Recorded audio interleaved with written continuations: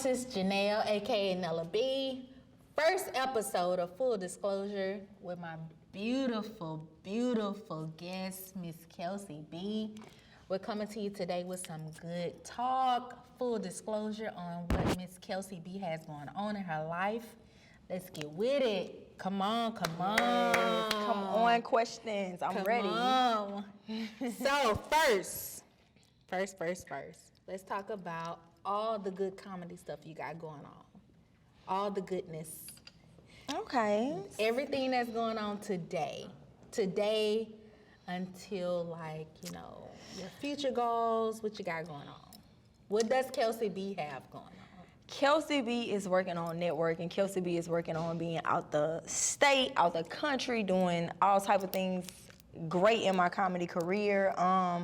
I have some bookings coming up in New Orleans, opening for my guy, Seabass the comedian, at Comedy House NOLA. And you were co-host of Seabass, right? And I was the co-host of the Seabass cast here on the Antidote Network. Go check that out, please. Season 2, 3, 4. Season four. Okay, so I came late in the game. But season 4, Seabass cast featuring me, Kelsey B. Comedy, what I'm looking for in the future is to just do more acting roles. I had a little gig in a Regina King film, actually, one night in Miami. Okay, talk about it. It was based on like a night with Sam Cooke, Muhammad Ali. What's the famous dude, black guy that did football? Jackie? Football or baseball? Not baseball. Football. It was football. He was a famous footballer, black footballer. But it was a night of like 3, Martin Luther King, Malcolm X, Muhammad Ali. It was like a night of those guys. And I was just an extra in the audience, probably extra 3,544, I don't know. Still. But I could see myself still. And I told God that if I could see myself, and that was my first extra role. So I went to New Orleans with this company called Caballero Casting.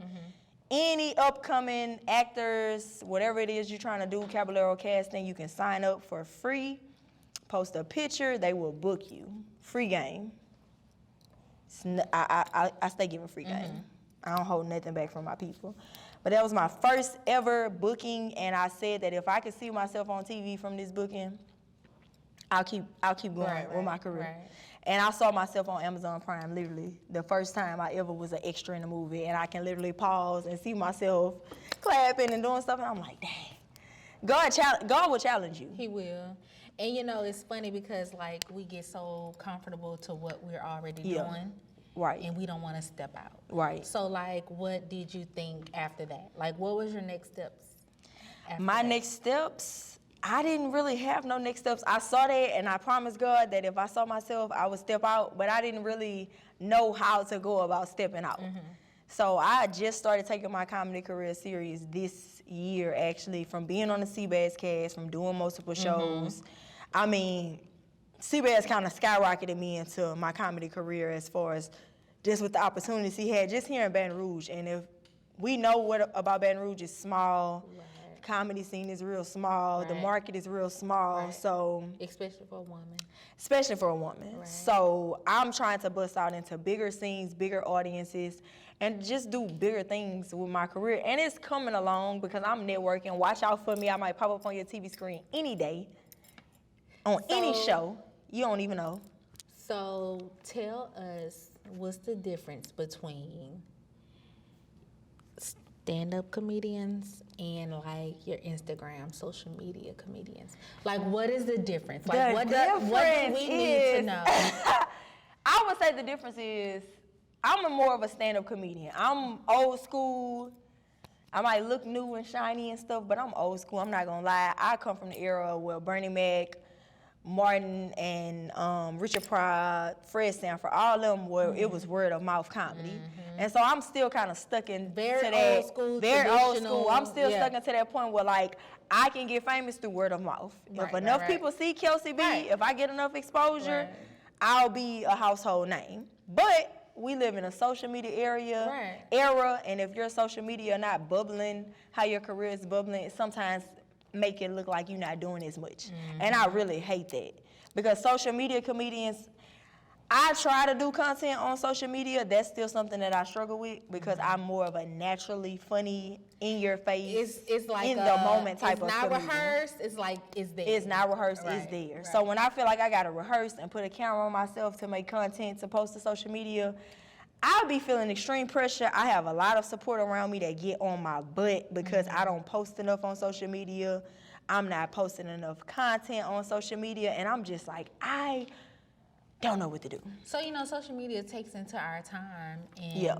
we're busy in our other day lives. Yes. You're a beautiful mom. Yeah. I'm a beautiful mom. I get Right. the fact of, your work, Right. parent, Right. mom, Yeah.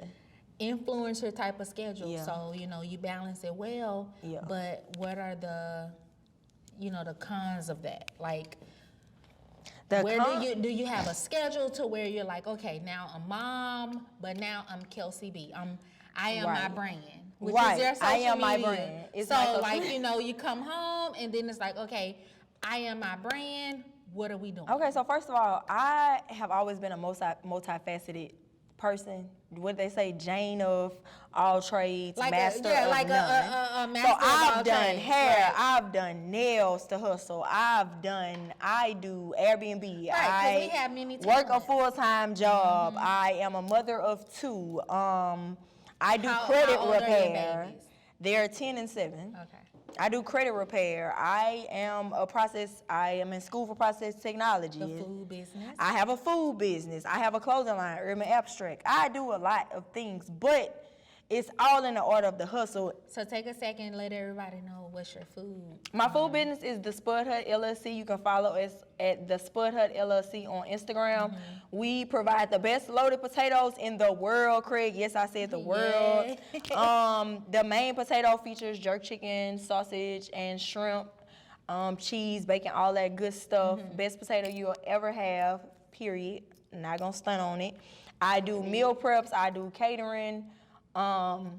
Again, it's still another phase in my life where I'm trying to work out the kinks. I want the Spud Hut to franchise. I want black single women to be able to get a Spud Hut franchise in their city, in their area, in their parish, wherever they may be, and franchise, just like Rally's, McDonald's, Burger King. Right. I want to make it a franchise that's easily accessible for black people. Something that is for us. It's for us, For and us, it's by us. a woman, by Yes. someone that looks like us. Yes. Because it's very rare. It's very rare that and we it's very get hard. to do Yeah. or have an opportunity to even Yeah. get into those things. Because, Yeah. like I told you before we were filming, Wingstop, a lot of places have franchise opportunities, Yeah. but The stipulations. the stipulations, Super the hard. regulations, everything that we have to do to jump jump hurdles Yeah. to get that franchise. Yeah. So you're specifically Catering to structured us. and catering to Our our black women. That's and my that's goal. good, y'all, because y'all have to think about we don't have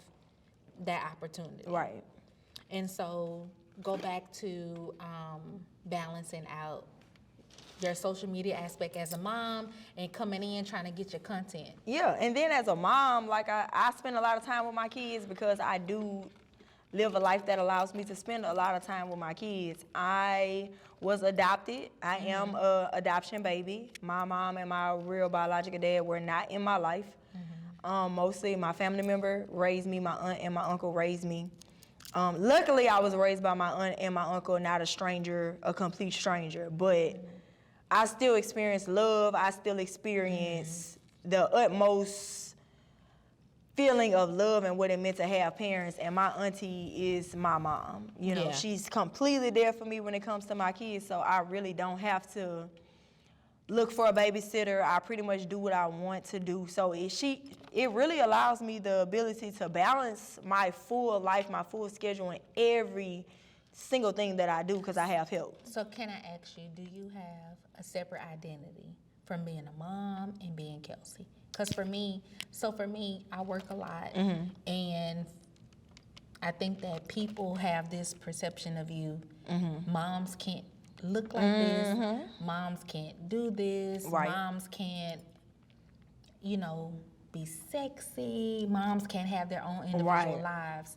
As a social media influencer, comedian, do you feel like people judge you, or do you have this guilty feeling? Oh, no. When it's like, you know what I mean? When it's like, okay, my kids are done. Yeah. I've taken, I've taken care of my kids. Now I need to be Kelsey. And for me, I feel like there's a lot of comments or people inbox me when I post a picture. Yeah. Where your kids at? And I'm like, they need to mind their business. Right, but you know, my kids are with me all the time. Yeah. And I think that people, they forget that we have to have our own individual, you know, characteristics and own individual identities, because mom is mom. Right. But Johnelle and Nella B is Johnelle. Exactly. Kelsey is different than mom. Right. So do you find that it's hard sometimes? Or do you get judged, you know? I'm a person that have real tunnel vision. So if somebody hating on me or if somebody speaking on my life, I really wouldn't know about it because I don't tap into negativity. Right. Like, if that makes sense. I don't know. If somebody hating on me, if somebody come to me and say, Kelsey, such and such hating on you, they feel like this, they feel like that, it'll be like, damn, what did I do to them? Right. Because listen, you can be who you want around Kelsey B. You can do what you want around Kelsey B. I don't have no judgment. My kids know I'm crazy as hell. Right, mine. My kids are very... Listen, I would say this. Goofy kids. My kids are goofy. They have a lot of personality, just like me. They and sensitive. You say 10 and 7, right? 10 and 7. Boy, girl. Boy and girl. My boy is oldest? 10. Okay. My girl is 7. So mine is the opposite. My girl is 13. She'll be 13, and my boy. So you had your girl first. My boy is 8. Well, he'll be 9 in February, but listen. I get it. You know, they and feel listen, like as mamas, we have to be this certain way. And my kids That's are very emotionally in tune. And I was like that as a kid. I ain't gonna lie. I would feel things that I probably shouldn't have felt as a kid. I knew discernment. I felt like certain adults I couldn't be around, or I knew they was. Right. And my like kids, off top, I knew. I always observed and looked at situations and things. And I don't know if it's because I was adopted. I don't know if it's because I wasn't raised with my natural parents. I think that's who you are. My senses was peaked. So I'm thankful I wasn't a victim of abuse like most kids or of adoption and things like that. Like, my kids are very tapped in. They very tuned in. So I have to have talks with my kids. If they're overly sensitive, if they're feeling some type of way, I have to sit down with my kids and literally say, why do you feel like this? Why? Like, that's something that we didn't have growing up. Kids? I have true talks with my kids. Like the watered down, sugarcoating type I of literally have true. Even if I spaz on my kids on my nerves, because I have bad nerves. Yeah. My family, that runs in my family. And my real mom has and bad let the nerves. audience knows you're how old? I'm 29. Okay. I have 2 kids. So if I have bad nerves, if they jumping around too much, because normally they pretty cool and calm, but they jump around too much, mom trying to do this, mom trying to do that, because look, I be in my adult world, and I'm like, sit y'all. And I have to stop and I say, I know I hollered at y'all. Y'all good? But you trying to get, Right. And I'm like, y'all know y'all mama retarded now, but y'all ain't gonna judge me. And like, my kids literally be like, no, we love you. Like, we know you crazy, but you ain't really crazy. Like, if I say I'm crazy, my kids be like, mommy, you not crazy. And I be like, I'm fucked up. I ain't gonna lie. I be telling my kids, I be like, I know I'm fucked up. They be like, nah, you the best mom in the world. You want the best for your kids, and you kind of have like this structured. Yeah. Do you have a structured house? Oh, I have a very structured house. Yeah. I'm very clean. My kids very clean. So like school, we on schedule. Now, I'm not a morning person. I ain't gonna lie. But no, for your kids. But like, for my kids, it's structured. My kids are structured. They pretty mild-mannered kids. Like I say, they mind their business. They don't like mess. Like, they'll come home and they'll be like, Mommy, I don't like too much mess and drama. Like, my son, he'll be like, I don't really like girls that's too messy and sassy. After-school activities. Like, what you got going on? Well, right now they don't have nothing because I gotta find something to put them in. Yeah. But they are they interested in it and are just not in it right now? They just not like, my kids, I ain't gonna lie. They very smart. They very in tune. I can have as adult conversations with my kids at their ages as I can possibly get. They are very understanding. They relate to me. They talk to me. They already know about birds and bees and all of that. No, Not they yet, don't know about. not Oh, yet. they very Okay. sheltered. I don't allow TikTok. I don't allow social see, that's media. like me and people, but you know, people look at me crazy. No. When they like, Because that's Johnelle, worldly. Your daughter is about to be 13. My No. baby is 3 years older than your oldest baby. Okay, she can And wait till she's 18. It's fine. Okay, but for me, I'm thinking she doesn't need it, da da da. She don't. It's okay. People like to say you post things and what if your daughter sees?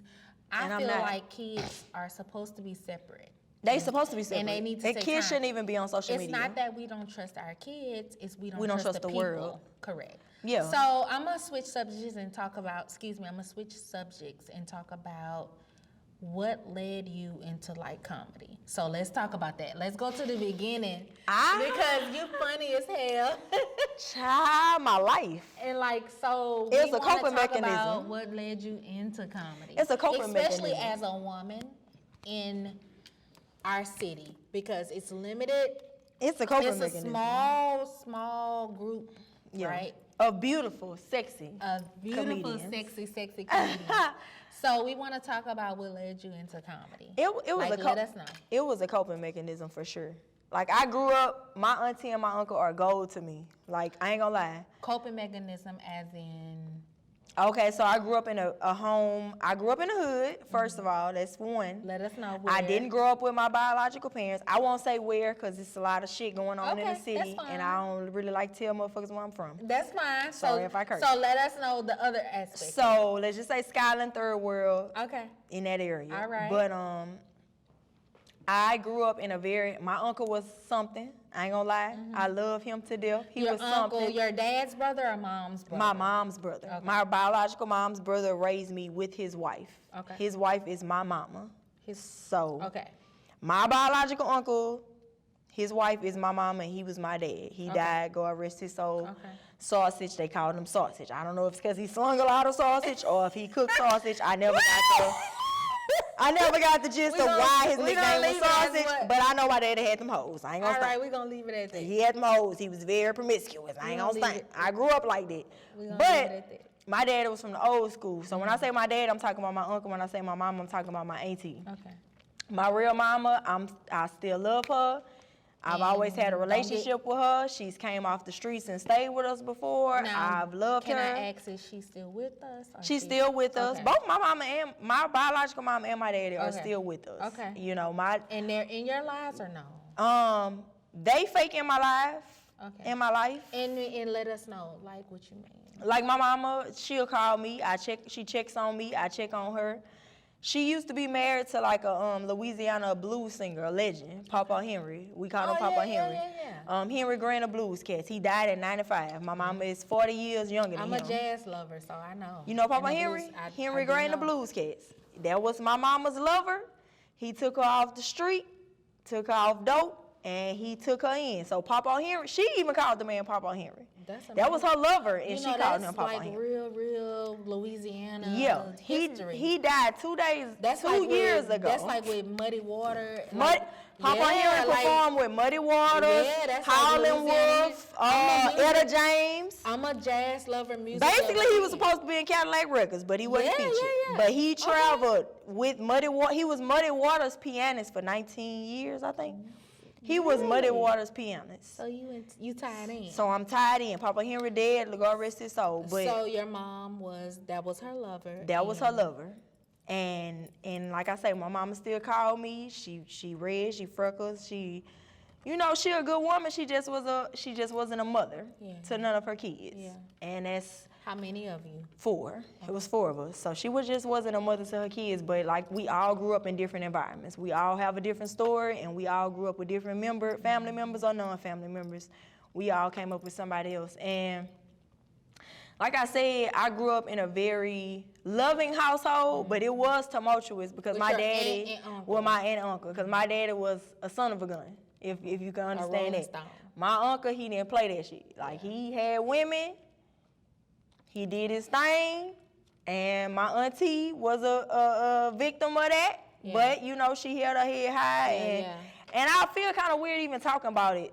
publicly. But did you grow up with cousins as well in the house? Oh, It yeah. was you and cousins? And Well, how- yeah, I always knew my biological family because my uncle never kept that from me. Yeah. So all of my siblings used to come over and we would interact. So, but by us being adopted by certain family members, we were able to still kind of keep that close connection. But just growing up the way that I grew up, in the environment that I grew up, it's a lot of things that I don't tolerate because of how I grew up and what I witnessed my aunt put up with my uncle. Right.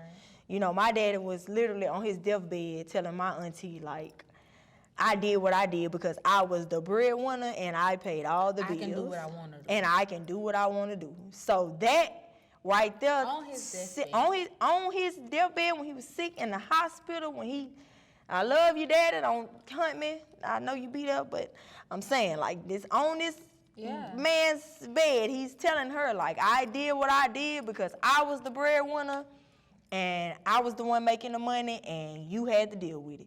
So it's a lot of things that I don't put up with men because of the way and the mentality I was raised with. Do you think that make you have me issues, daddy issues type of situations? Because I know everybody, we were talking. Daddy issues. We were talking My father before, is God, first and foremost. And I get that, but like, you know, we were talking before the show. Yeah.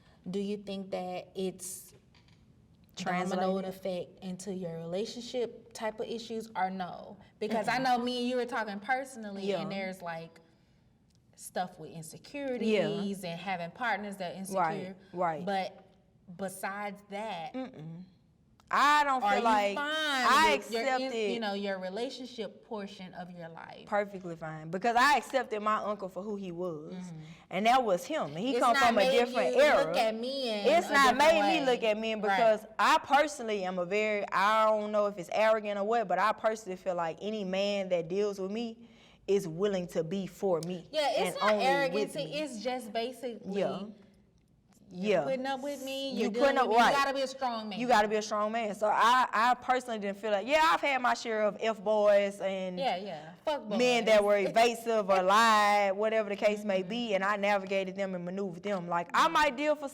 with something. I'm like a job, probationary period. Yeah. So you're not going to really 30 go days. over 90 days. 30 to 90 days. 30 to 90 days. You're not really going to go over 90 days being able to swindle me or play with me in a certain type of way. After 90 days and you still doing the same type of thing, like that's a blessing and a curse. From even growing up seeing my real dad cross the street and never wanting to interact with me to certain points, that made me have a code of if nothing else, I can cut you off without no remorse. Yeah, I'll be fine.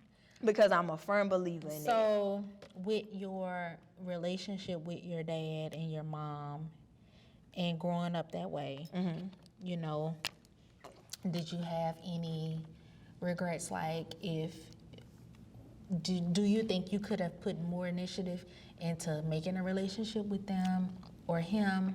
I feel like Personally, just him. If he's across the street and you're getting out, you're seeing him across the street, do you think you could have did more, or was it his job to do more? Because me personally, I'll speak for myself. Yeah. Me and my dad, we're Vietnam, we're war vets, we're all of that. It was 5 of us, and I recently found out I had a sister when I was much older. And so, with that being said, my dad would be absent, he'll be here, he won't, you know, kind of, after I got older, though, not when I was younger. Right. But I felt like I could have done something different. I could have done more. Do you feel like you could have It's done nothing more? you can do as a child for a person that's already But you know, been we're here. adults. We're adults now, but I just feel like it's nothing I can do you were here before me. So my mama was here before me, my daddy was here before me. You made a decision and a choice to neglect or abandon or evade your children. So it's nothing that I can do as a child. That's how I live, and that's what keeps me peaceful, is that saying of it is what it is. If my daddy crossed the street from me and he evades me and he avoids me and I blatantly see that, he called me across the street twice in his whole time of being. So, being across the street, he knew you were across the street. He knew I was across the street because it was a family home he knew that I was adopted to my uncle and my auntie. My dad was not unaware of nothing that was going on. Hey guys, it's Tay Faye. And it's your girl, Steph T. And we would like to give a very special shout out to our sponsor, Ain't No Going Back, for these cute sets, y'all. Look how cute they are. And they're super comfy. So y'all go get some. If you would like to shop with them, check them out. You can go follow them on Instagram At Ain't No Going Back. You already know what it is. Y'all go check them out for real. I mean, look how cute he looks. And thank you for supporting and sponsoring Common Ground Podcast. Period.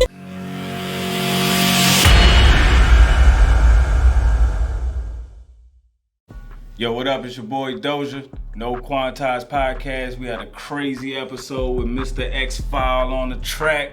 Antidote.com, YouTube, Roku TV, Apple TV, Fire TV. Don't forget to like, comment, and subscribe.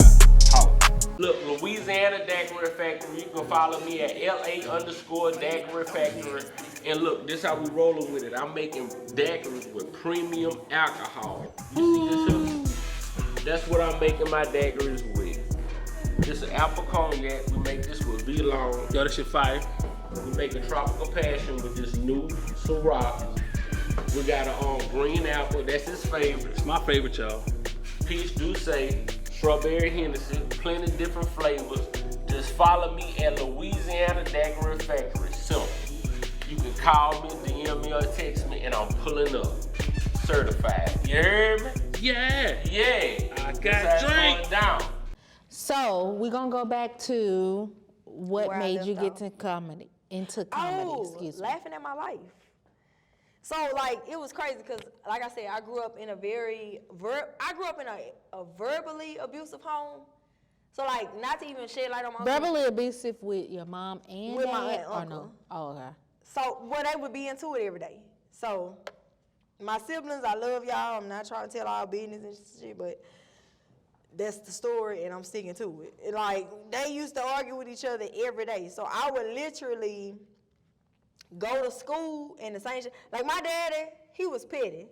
So, he got mad. My mama probably fry some fresh chicken and shit. He'll throw the chicken outside. Fuck that motherfucking chicken. Why though? It was him. My uncle was a motherfucker. Like, he didn't give a Was it don't get me I wrong. wish I would was have it- talked to him more about his childhood, what transpired, what made him the nigga that he was. But when you ever hear a person say, my daddy was something, my mama was something, my uncle was something, bless you. Thank you. It's just like that situation. My uncle was something. But was it a drug-related issue or no? It wasn't? He was on drugs for a while. Most of my aunties and uncles were on drugs, except for probably like 2 or 3 of them. But my daddy was an entrepreneur. Okay. So when it came to him Own waking business. up, own business. So we was in the hood, but my daddy had his own tire shop. So where I get my entrepreneur spirit from, my aunt had her own business. My Uncle Tim, of course, the Sheldons, they had their own businesses. My dad, my uncle who I was raised with, Sausage, he had his own tire shop. So we had like a very popular tire shop in the neighborhood. And that's where I watched my daddy get up every day because he chose to, not because he had to. Right. So that's one thing I admired about him was his entrepreneur hustle, but just personal life of them arguing every day or him cheating or whatever the case may be. I'm talking about I would go to school. I was voted class clown for like 2000. Like before I graduated, I was voted class clown. People So you knew me you as liked a comedy. human. You already Yeah. knew that was in your spirit. Classmates, everybody. And it's crazy because I wasn't like hanging with the popular crowd because I just kind of always stayed to myself. But the popular crowd knew me. People knew me because I was always laughing. I was a class clown. Like I used to get written up every day in middle school from my math teacher, art teacher, whatever the case may be, because I'm joking in these people's class instead of focusing on my work. I ain't have F's and shit, but I was a class clown. But you was the clown, yeah. I was a class clown, so every day my teacher, my math teacher, she reported me to the office, and the principal, all my principals knew me, from Skylandville to Glen Oaks Middle to Hardin Elementary. So you went to Skylandville? I went to Hardin Elementary. Mr. Jupiter was there, and now they bringing back that law to where they allow you to whoop your kids. Yeah. See, back then when I was growing up, you could whoop people's kids. Yeah. But I never got a whooping because I ain't play that shit. But my mama would give permission for you to whoop me, but I just never got whooped. But this man will take a powder and whoop children for being late. I was excessively tardy and shit. Yeah. It's my mama's fault. She didn't get up on time. Yeah. I'm talking, I had like 135 tardies my graduating year. So at that point, you start feeling. I was a late person. Yeah. I was late because my mama was late. So, I mean, it was her fault. I'm a late person still to this day. I do what the fuck I want on people's jobs. I was late to this interview. I was. See, I'm a punctual person. I And feel that's like good, and I'm happy for you, friend. today I was. On time. No, I was You was a late? little bit behind because of other circumstances, but for the most part, I'm a punctual on time. person because I love that for you. I love that. No, I love But that. because I feel like Time is valuable. it's a disrespect type of It thing. is. So I apologize. For school, I didn't disrespect nobody. Yeah, and Joe can tell It's you, school. I apologize, Millions of motherfuckers on clock. because I feel like keeping somebody waiting It's is a disrespect. Yeah. Well, I ain't gonna lie. Now I don't do it as much. I'm not gonna lie. But like I said, back to the question of my humor and my comedy. yeah, is that like my life tell us was- about the comedy. Yeah. My life was funny. My uncle was So do you funny. think it's a, like you said, coping mechanism? It's definitely a coping mechanism. Do you think that it's the point to where you need to make fun of yourself before someone else? Or it's literally, you know what I It's mean? literally that shit like, funny. you know, we make fun of ourselves before So that someone somebody else else do. can do it. Only But people- I watch your stuff. Only- And Joe has told me, hey, we're gonna kind of get into Kelsey. And I'm like, well, I haven't seen her. I ain't gonna And lie. so when I look at your stuff, I'm like, she funny as hell. I ain't gonna lie. I'm And then I'm sensitive. like, she's sexy. So we're gonna get into that aspect Yeah. too, like the adversities of being a woman Yeah. and like I ain't maybe I ain't gonna the lie. sexiness and I'm a sensitive motherfucker. See, So- most comedians are very sensitive. So I can ride on you and make fun of you all day long. But the minute you start trying to shoot the dozen, It's at me, sensitive. bitch, I'm ready to kill your motherfucking ass. but why do you think you have that? Because it's Is it a- because it's like, okay, I'm already making fun of myself. You don't gotta make fun of me. So it's like, I feel like it's like that. But I ain't gonna lie. Comedy, I ain't gonna stunt. I would literally, I'm sorry, we'll go from my dad at putting us out the house. Like me and my auntie, we'll have to go stay at a family member's house certain nights or something because they arguing. Like, it's 7 days out of the week, they might have argued and put each other out 5 days out them weeks. So I'm going to school late, and I'm going to school really than just got put out the house last night. We done got tires slashed, windows bust. But we back at it again the next day. Some toxic shit going on. Yeah. So I'm really at school the next day in PE, in gym, and that's how a lot of people knew Kelsey was a retarded, crazy person because I would literally be at school like, fuck that motherfucking chick. And I And do- literally be joking about I know, the but things do that I you just think went that that through. caused problems, you know, in your life? Like, No. we don't understand the impact of Right. things We don't. until we reach adulthood. So for you dealing with that in high school, do you think that that made an impression on you as an adult? Like, do you expect certain things out of people? You don't. The only you thing know what I I- mean? the only Because stuff thing- like that triggers us. I do triggers us. get triggered. I can't say I'm a triggered person. And we're but I'm okay triggered- with it, and comedy is a It's a coping cover mechanism. up. I'm triggered by like Because- abandonment. Yeah.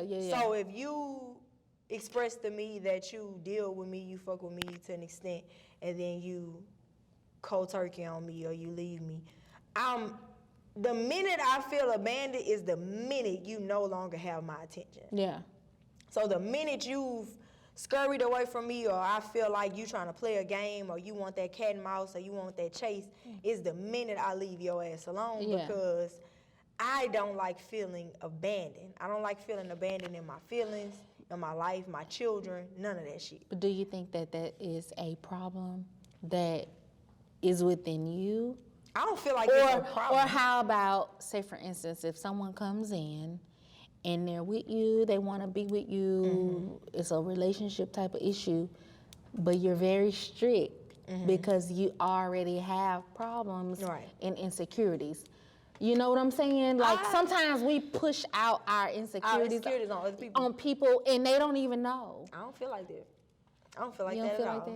that? Hey, call me narcissistic. I don't give a damn. No, I mean, it's just a don't feel thing like that I think as women we already have. I don't feel like that at all because I demand my respect. Mm-hmm.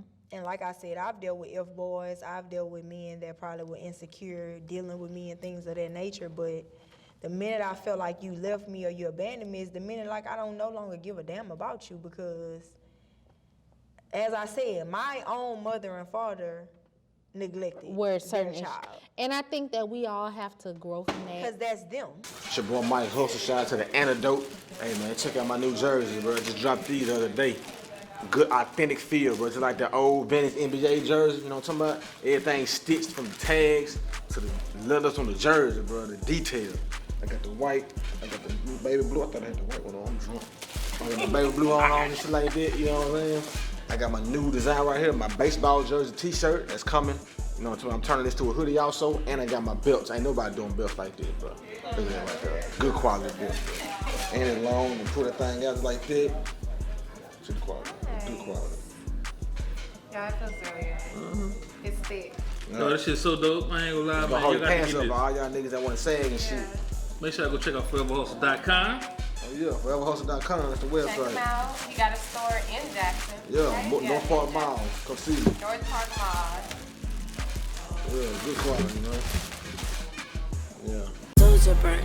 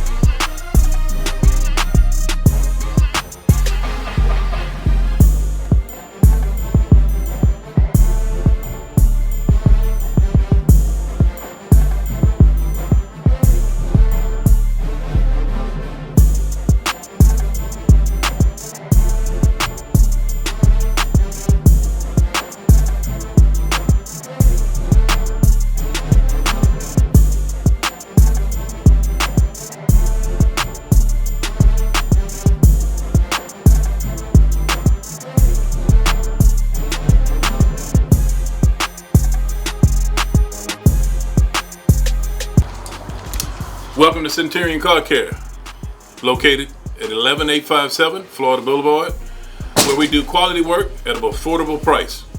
We also do paint and body, exhaust work, and any minor and major mechanic work. Best mechanic shop south of the Mississippi. All right, we're gonna switch the subject, Okay, right? friend. And we're gonna go over to the challenges of being a comedian as a woman, but in BR. So like making it out of BR. Right. I know that's a Girl. big subject. I know. So we're gonna talk about. BR is a subject within itself. And we know that. We know that. know that. Everyone knows that. Yeah, I performed. I did amateur night. So we they want to require talk amateur about, night. and on top of that, me and Joe discussed. I don't feel like an amateur anymore, but it's amateur. Me and night. Joe discussed like the basics. Mm-hmm. I want to discuss as a woman, when you go to places or present yourself, Mm-hmm. do you get adversities? Like, I need you to dress a certain way. I need you to look a certain way. I need you to be this or be that. But on top of that, the adversities. Yeah. So being a comedian as a woman, Mm-hmm. getting out of BR. Not yet. I feel like I've been accepted pretty much for the sexy lady that I am thus far. I appreciate Events, that. you do events? I do Okay. events, and I show up. I come dressed. I come prepared. I come sexy. That's me as a comedian. Growing up in a house where chicken was fried every day, you smell like fried chicken. It's trapped in the walls. Right. You know. So growing up, becoming a woman, me putting on clothes and getting myself together, it's always been a routine. Because And I'm laughing and looking at you because the freckle thing is getting me. Like, I see other women, Yeah. and like other women feel like they're full face makeup. no, I don't wear makeup at all. So I wear a little bit of. No, I don't do makeup at all. I feel like a punk when I wear makeup. No, I wear a little bit of. I feel like a drag What queen. you call it? Like And no offense to you guys, I love you. cream. With Concealer or No, something? BB cream. Like I get laser treatment, y'all. Like I get laser treatment, hair treatment. Okay. And so I feel like Self-care at its finest. Yeah. So I get a layer of BB cream. Okay, whatever which that is tinted. But all my freckles show. And it's rare that I get another lady. I love that. The freckles show. I would get it if the your freckles show. freckles Yeah. are in the same space and spot as mine. Yeah. that mine are. I love my freckles. This is my ugly side because they got like a bunch of them here. No, and it's an beautiful. island, but it's a black It's dark beautiful. island. Like Mine I got punched are in the eye. literally in the same space. But yours are phased out. Mine look like I got punched in the eye right here, and this was always like, I won't say an insecure spot, but it's a very dark spot under this eye here, and it's look like an island. Look like Florida, I think. It's Florida right here. It's Florida under my eye. But I love myself. I ain't gonna lie. I love myself. I teach other women to love themselves. I want, whenever you contact and come in contact with Kelsey B, I'm teaching you and I'm telling you to love yourself, to invest in yourself, to be. My whole thing is, if I can speak to 10 different people a day and motivate each one of them, like I've done something great. Because although I came up in a certain environment, I'm not that environment. Right. I'm not a person that's a crab in a bucket. I don't want to put you down. I want to lift you up. I have started doing credit because I did go on a journey with my own credit, and I do want to help other people with their credit, and I enjoy, and even my life, I won't say the job that I do, but my job that I do as a case manager, I do help the community. So I you help have a people. personal So 9 to I have 5? a 9 to 5 that's personal that I do not disclose. Yeah. Where I help people, where I'm making a difference in people's lives, and I have my part-time hustles that are credit consultation, my comedy, stuff like that. That I feel is your like comedy book tight, or how? my comedy's been going really well. I'm not gonna lie. I just started going full force with my comedy January of 2022. I did my vision board literally December of 2021, and it had being on stage, my clothing line, Airbnb. It had all of these goals, a new truck. It had all of these goals on it, and I've knocked out. And I be having to tell myself that too, because I'm very hard on myself. I never feel like I'm progressing. We're our own worst critics. We're our own worst critics. Yeah. So I can literally have so much money, so much property. I can be doing this, I can be doing that, and I'll still tell myself I'm not doing enough. Yeah. So I literally have to tap in, tune in, and tell myself, damn, Kelsey, you've done so much. You've done this. You've broke down this barrier. You've done this. You've done this. I have to tell myself that because I still be feeling like I ain't done nothing. Right. You know what I'm saying? And it's just because we're hard on ourselves, but we get back on track onto what, the comedy thing for you, the adversities. It's an outlet. We want to kind of get back into that. So let's diverse back into it's hardships, being in VR. It's an outlet. Comedy is my outlet. Being in BR, like, it's a lot everything of small, you've experienced as a woman, as a black woman, comedian, coming out of BR. Like, what are your challenges? Have you reached out to someone, or have you tried to get booked with a venue? Yeah. Have you And had because we know that in local towns we're not as big and not as popular. Right. So for you as a black woman in comedy, I'm faced those sure you've adversities? had like a situation where you've wanted to do certain things and they kind of like turn their head. I'm Tell not us, gonna lie. I have not yet. Hopefully I don't, but I have not yet experienced that because I have not put myself in a situation where that person or that venue would not accept me. Yeah. So far, I've only done things and been a part of things that has truly accepted me. Yeah. And have allowed me or have wanted me to be a participant in it. I'm a beautiful, sexy lady. I'm very aware of that. It opens a lot of doors for me. I cannot deny that. Now let's talk about the beautiful, sexy. As we lady. get older, you accept who you are, right? As a beautiful, sexy lady, right? You know who you are. You know who you are. So I know what type of attention I can gather. I know what rooms I can go into and network and be myself and who's going to attract, because men are easy. I hate to say that. They're very easy creatures. very easy to impress, very easy to persuade, very easy to come into cahoots with, basically. Hate to say that, but I have not yet experienced adversity as far as being turned down or not accepted by a venue or nothing like that, nothing crazy like that as of yet. I don't know if I will experience that in my career. As I keep going forward, I may. Yeah. And I will be completely transparent when that time comes. Right, but right, as right. of now, I have not experienced that type of adversity. So let's talk about your goals for yourself. Right now, Kelsey B is into her comedy shows. You have your Spudhood, yep. Your Spudhood, excuse me, and you have everything else that's going on. Where do you see yourself in, let's say, your 5 years? Kind of like the traditional interview they do. Where do you see yourself? In the next 5 years? What do you say you have your vision boards and your goals? Yep. So where do you see yourself from now until, what's the plans? Like, let us know what's the plans. What is Kelsey doing? Because I see your stuff on social media, and I'm cracking up. So, is it a social media expense, or is it? It's definitely got to be a social media expense for me. I feel like to level up in my career with that, because social media is a big, important, vital factor. In 5 years or so, I would say the Spudhood will be franchisable, if that's the word. Yes, that's amazing. Spudhood will be franchisable. It will be available for Black women, Black men, Black business owners to be a part of all across the world at a very affordable rate for a franchise. I will be a household name. Kelsey B will be a household name as far as comedy. I will be on more television shows. Making appearances. And this is your 5-year goal. This is your goal. My 5-year goal is Kelsey B as a household name and the Spudhood as a franchise. I like it because, franchises are real big right now. And for people like me who are investors, that's what we're looking for. Because it's residual income. We're asleep at night getting the income. And it's making us money. So we want to kind of start wrapping up and kind of like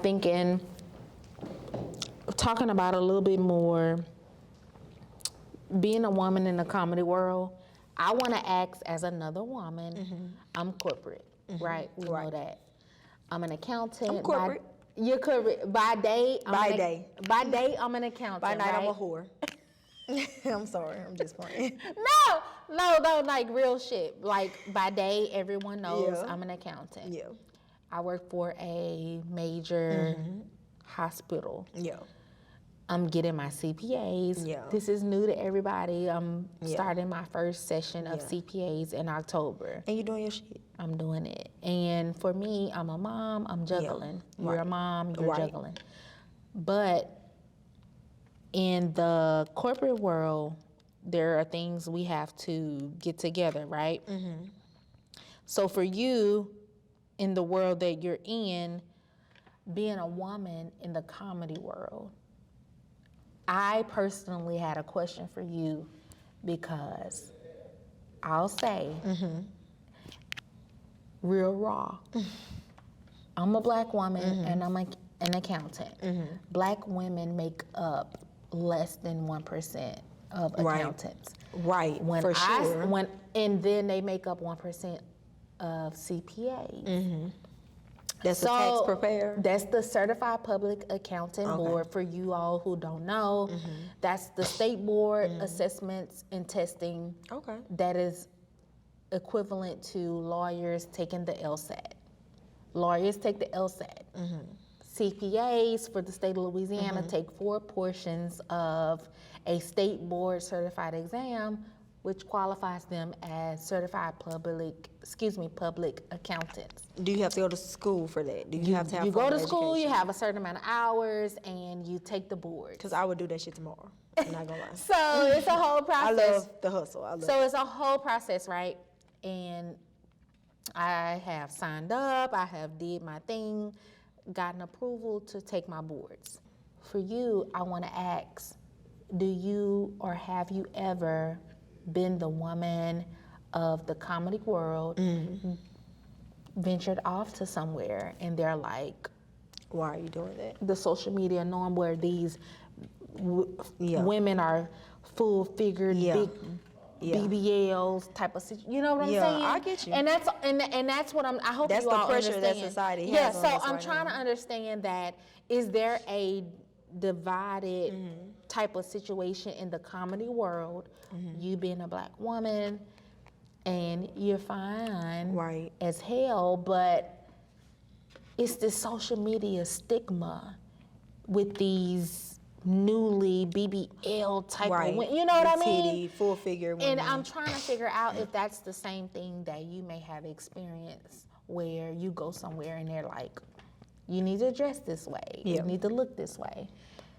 And I hope not. Not going. But you know, we want to make sure. I'm not world travel just yet with my yeah. career, but as of now, I have not experienced that stigma on Someone, myself. you know, someone saying that to you. And then, like I said, I have that ass. I have a nice shape. I love my body. I love my stomach. I've had 2 kids. I'm pretty flat stomached. I love myself. I'm not gonna lie. I love myself, and I motivate women to love themselves. But where you see enhancements, I have not experienced that discrimination against like a body. Like for the most part, I get a lot of love from being natural and from being a naturally beautiful person. Men love that. And a naturally bodied person. So I'm not gonna lie, I've had great experiences in my life from just being natural. Yeah, of course, me too. Yeah, just because. Because it's very rare. Very rare. I have people who you wouldn't believe in 2022 still say, "That's your hair?" Yeah, and I do have nice thick, nice hair like you, and I'm natural. They want to know if, you know, oh my God, da, da, da. It's a lot of these things that are very rare. I always wore my natural hair. Even in school, I wore natural wraps, and I would always get people trying to touch my hair, my wraps. I used to have big bouncy wraps. And for me, I understand the wigs. Yeah. I've never had one. I don't own one. Yeah. But hair, I it's hot. I started wearing wigs. Hot. I started wearing wigs and baby, it's weaves hot. when I had my daughter. I went through like that cutting your hair off phase. Oh, girl, and it's so hot. I cut my hair off before I had her because I felt like it was thinning and it held a lot of crap, and I cut it off. And then you know you want to party and have fun, and it gonna bush. I cut that hair off, and I experienced bald headedness for a while, and then I was like, nah, you know what? I'm gonna just do weave. So I started doing weave actually right before I had my daughter. I cut my hair off. I shaved it off very short, and I used to wear a short style. But my hair was so thick and what they would call nappy, because I have very thick, coarse hair, that my short styles would get old fat. Like I just had thick hair, and I loved it. You know what I'm saying? But I'm a person that's supposed to have hair, so I do have hair under my wigs. I love my natural hair. I actually kind of hate wearing weaves again, because like I said, the first part of my life, I never wore weaves, never believed in like wigs, weaves and stuff. I've always, regardless of if another woman was thicker than me or finer than me or more beautiful than me, I never regarded myself as ugly or as like less than because I don't got that much ass and whatever like that. Like I always regarded myself as like, this what God made me to be, and this who I am, and this who I gotta be, and I'm gonna attract men and I'm gonna attract women. I'm gonna attract whatever I need to attract, being completely and totally me. So that's always been my thing. Before we finish and kind of wrap up our session in our show, let us know about the other adventures you have going on, your Airbnb, you have other things going on. We'll wrap up and talk about, let us know what you have going on. So I do have a couple shows coming up. Like I said, in New Orleans, I have Comedy House coming up in October. My birthday is actually in October. I do have a couple more shows lined up, yes. October what? Let us know. My birthday is October 29th.